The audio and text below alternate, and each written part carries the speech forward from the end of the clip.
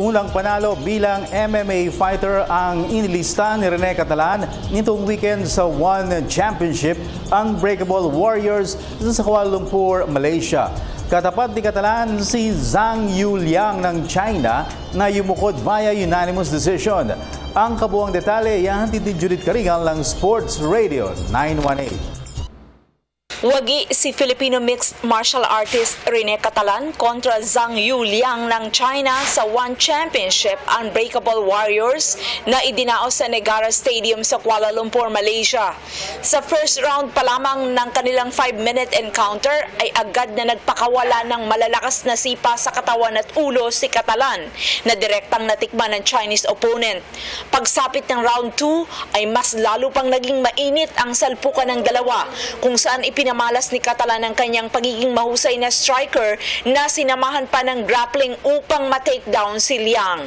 At pagsapit ng third and final round, wala nang inaksayang sandali ang Pinoy fighter na naging consistent upang muling patikimin ng isa na namang ground and pound strategy ang kalaban.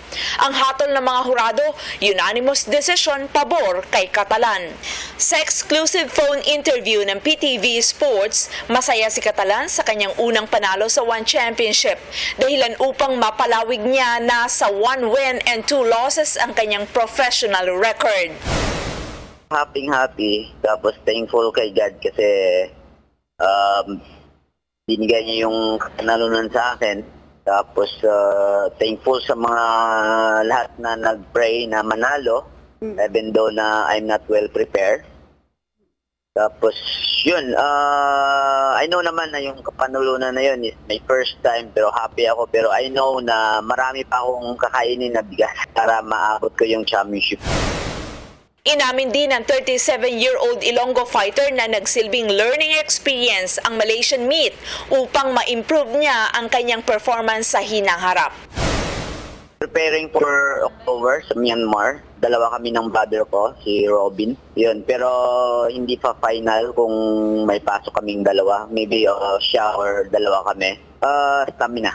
Yun, kasi halos 3 weeks na notice lang. Kaya hindi, siyempre 3 weeks notice that 2 weeks yung training mo, hindi, halos 1 week lang yung yung intense na training.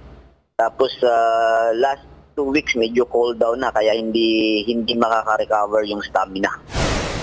Bago pasukin ng MMA, si Catalan ay former 4-time gold medalist ng World Wushu Championship. Para sa PTV Sports, Judith Karingal, Sports Radio 918. Ako po si Cathy San Gabriel. Subscribe na sa PTV YouTube channel. I-click lang po ang subscribe button.